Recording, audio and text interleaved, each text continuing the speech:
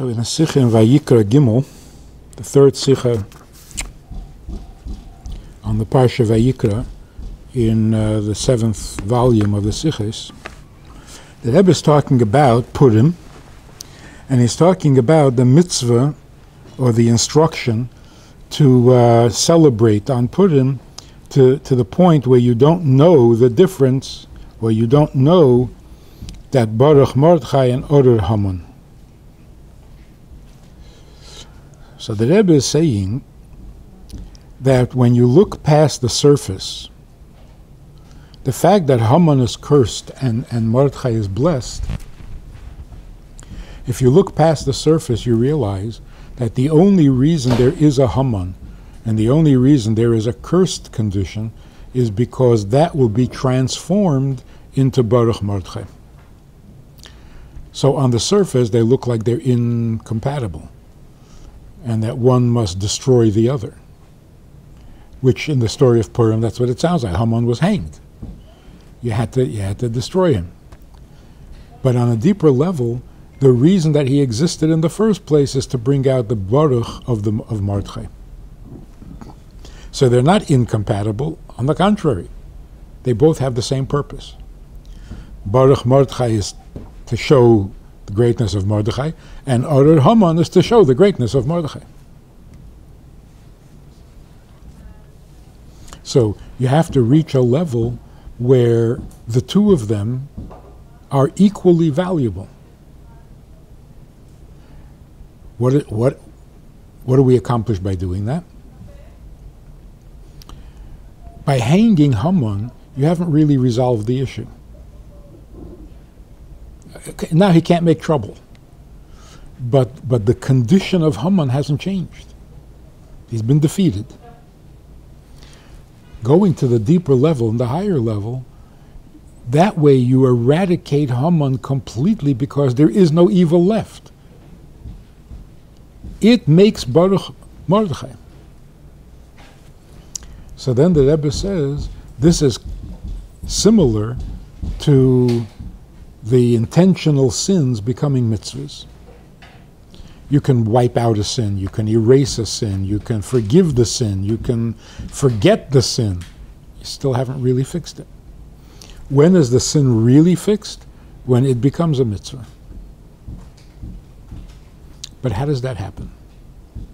How does an intentional sin become a mitzvah? So, a sin in general means doing something that was created by God with a divine spark, but that divine spark is so deeply buried under the unholiness that you can't get to it. In the same way that Haman appeared to be so corrupt that you can't get to the godliness within Haman. And that's why a sin is called asur, forbidden. It also means unreachable, locked away. So when a person does a sin, even if he's doing it for a good reason and with good intention, his good intentions do not connect to the godliness in that act because it's simply not available. And that's true of all sins, how much more so of an intentional malicious sin. So the godliness in the sin is completely unreachable, unredeemable. And yet, when you do tshuva, the godliness that is buried in that sin is released and redeemed, and it becomes a mitzvah. So, here's how the Rebbe says it. The reason that tshuva has the power to transform an intentional sin into a mitzvah is because when you do tshuva, you are arousing the Baal Harotzen, God himself, whose will it is that you not sin. So there's the will, and there is the one who wills. So when you commit a sin, you are violating the will. In order to fix it, you got to go deeper and higher to the one who wills, the one who wants. So when you get to the Baal Harotzen, when you get to God himself, the part that is even higher and prior to the will that you not sin, there you can get forgiveness. The will you violated, that you can't get forgiveness from the will because you violated the will. But if you go higher to the one who wants you not to sin, he can also forgive you. And when you say prior, doesn't mean the time. Right. It just means whose will is it? Who is, right. And why is it that he can forgive? Why can a human being forgive if you do something against his will? Because there's more to him than his will. That's a simple explanation.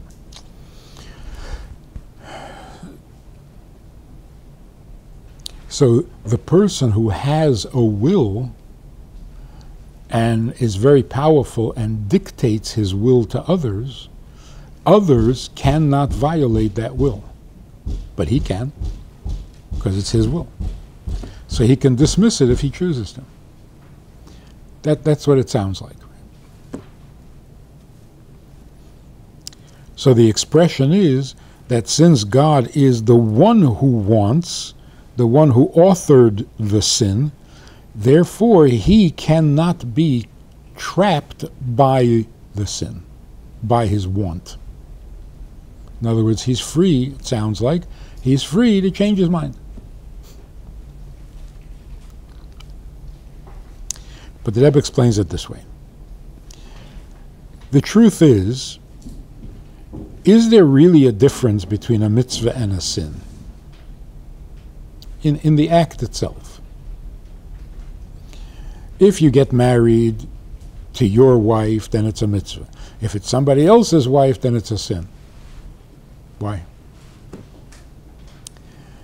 So really, the act itself is not intrinsically evil. And so, on some level, they're the same. God chose that this should be a mitzvah and this should be a sin. What does it mean he chose? Out of complete freedom, because they're really equal and there's no compelling reason to choose the mitzvah over the sin, or one act over another, this sandwich over another sandwich, the cow over the pig. There's really no reason. So God is completely free of any influence, and out of that freedom, he chooses that the cow should be kosher and the pig should be treif.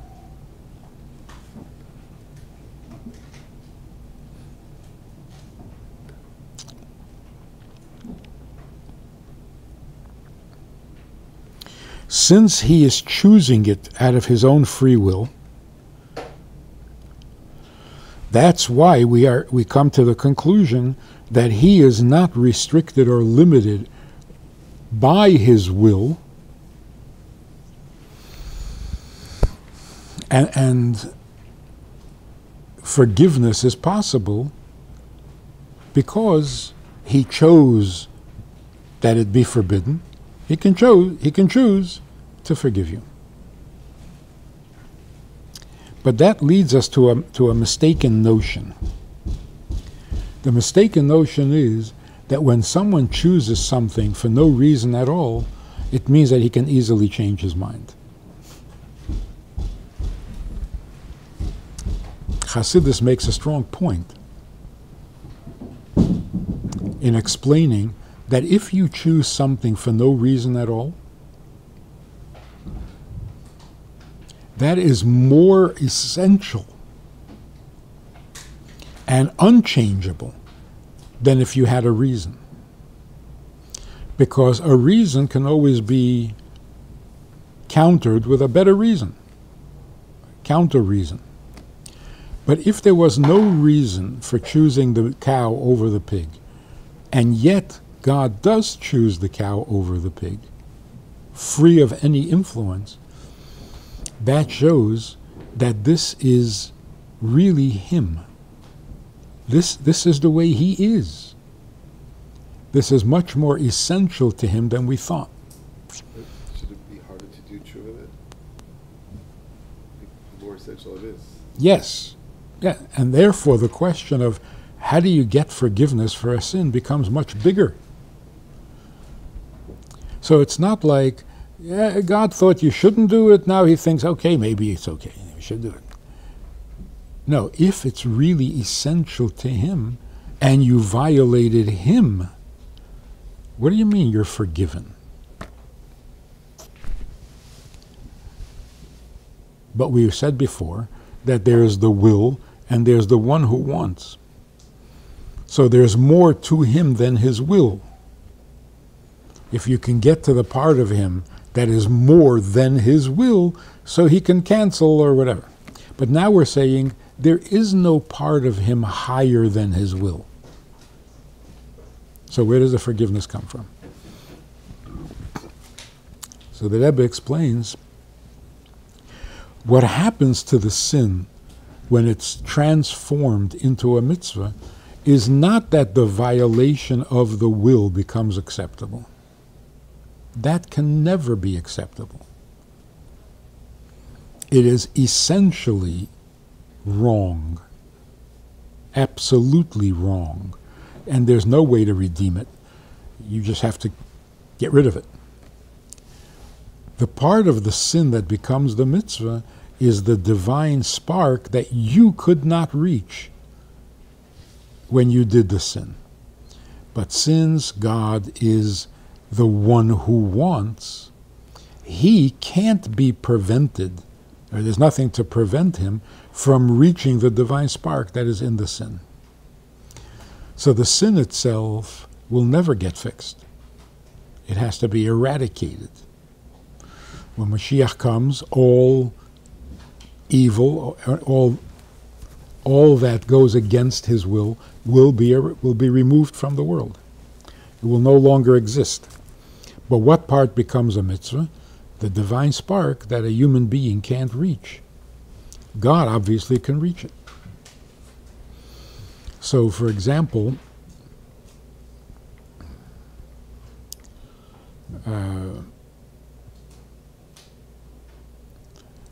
you lock somebody up in prison, the guy can't get out, nobody else can get him out. But you're the one who locked him up. You have the key. So you can let him out. So the divine spark that is locked up in the sin, we can't get to it, but he can. Why? Because it's his will. It's his will that this act not be acceptable. It's almost like the fact that it's his will that this is a sin, that's the divine spark. What's the divine spark in a sin? The fact that this goes against his will. So where's the him in the sin? The fact that he doesn't want it. So the he in the sin is obviously available to him. So that response is triggered by true tshuva. The true tshuva means the part of me that is absolutely essential regrets the sin. If the regret is in my essential being, it reaches his essential being. His essential being, whether it's in a sin or in other words, whether he wants something or hates something, either way, that's him. So the part of him that hates the sin, that can be redeemed and turned into a mitzvah. But the fact that you acted on the sin, that'll never be good. There's nothing ever good about that. So in the Rebbe's words, he says like this: since it is God himself, the one who wants, and he is not restricted by the want, so the fact that he rejects the sin is coming from his choice. That choice makes the sin more essentially wrong than if there had been a reason for it.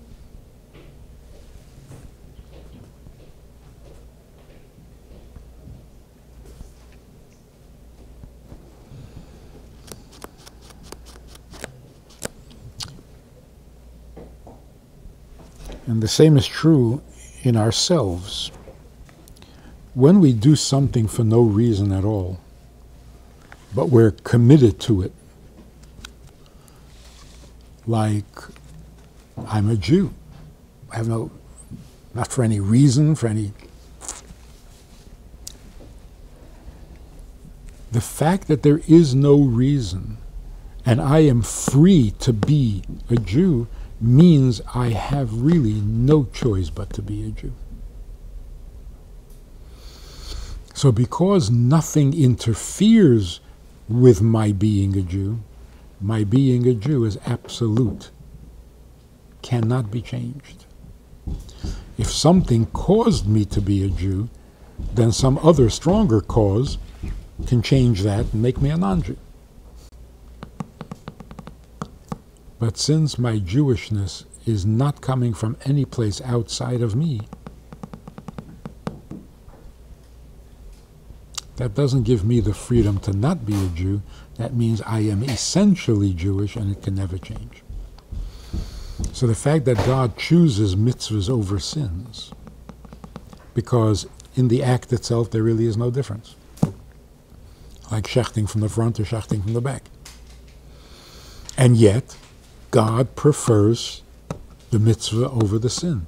That tells you that the mitzvah is not negotiable. It is absolute, it is essential, and can never change. So even though his will is essentially him, which would make it harder to look past it. So he's not like a victim of it because he didn't have a reason which initiated it in the first place. He's able to look past it because he's not held captive by it. So what's causing him to look past it? Like, now that we made the argument that it's even more essential, it should be harder for him to look past it unless there's a greater...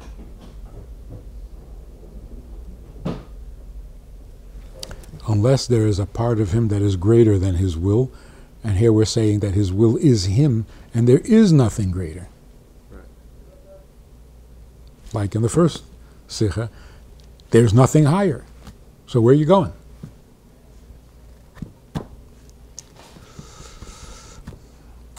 It could be that the wisdom of it, the insight of it is, what is real tshuva? Like he said about the regret. You regret because you blew it, now you're not going to get Gan Eden, now you're not going to get wealth, you're not going to get blessings. So you're focused on your needs. And you regret not doing what would bring you your needs. How much of a tshuva is that? A return. Or even if you're regretting the fact that you're not a good Jew. You failed in your mission. It's still about you, it's about a mission. But when the regret is what it ought to be, and that is, why did I do that? You don't want it. That's the tshuva. That's the regret. How could I do that when you don't want it?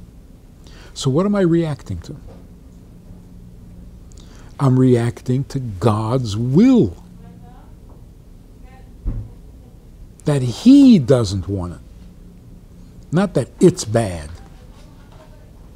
So if I'm reacting to it's bad, that's right, it's bad. Too bad. Oh, I did that and it's really bad. Uh-huh. Where are you going to go from there? Yeah, it's really bad. That's it. There's no forgiveness there. Game over. But if you're reacting to the fact that He doesn't want this, that's the divine spark that you just found. The one that you can't get out by doing it as a mitzvah. By doing the sin as if... So that's what it means, that it is essentially against His will and can never be good. Against whose will? Against His will. So in what way is God present in a sin? In the fact that He doesn't want it. Not it's bad. He doesn't want. So you have found God in the sin. You've located God in the sin. If you say it in the positive, you did a mitzvah. You did a mitzvah because mitzvahs are beautiful. You did a mitzvah because mitzvahs are spiritual, godly, holy. You haven't found God in the mitzvah. So, well, God told me to do the mitzvah. Yeah, that's not God in the mitzvah. There's God, and He told me to shake a lulav. But when you realize the mitzvah is Him, He wants it. It's all about Him. There's nothing about the lulav that makes it different than any other plant. And there's nothing about the day of Sukkot that makes it any different than any other day, other than He. So if you do the mitzvah because of Him, then you're connected to Him, not just to the mitzvah. But by the same token, if your regret is, He doesn't want this. So you've moved from a focus on sin to a focus on God who doesn't want sin. Again, shouldn't that make it harder to do tshuva? Now you found Him in the sin, and it's not for any reason. So now, how should He be able to forgive you? That just up the ante. Forgiveness means reconnect. The reconnect is absolutely real. You have found Him. So what happens to the sin? No, the sin's got to be... Right, but we're saying from His point of view, how is He not a victim of like something bad just happened that I essentially don't like? And now He has to get past that. He is that. Right, so it makes it hard. He can't get past it. No. The sin blocked you from connecting to Him in the sin. But it doesn't block Him. It is Him. So when you get past the blockage of the sin and reconnect to Him, then it's just like a mitzvah.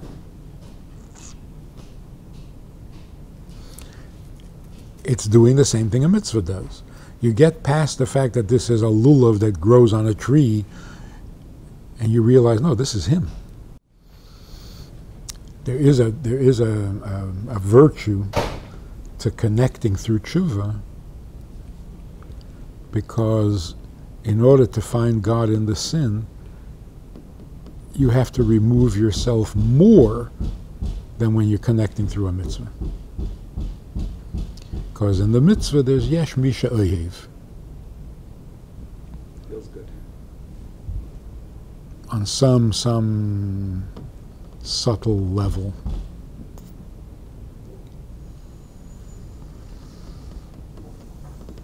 It doesn't have to be that way. Right. That's what we're trying to work at. Hmm? That's That's what we're trying to work out of it. Yeah, I'm sure that there are people who can do a mitzvah with the same amount of bittul as tshuva. And that's the tzaddik who does tshuva. In other words, he does mitzvahs with the same bittul that a Baal tshuva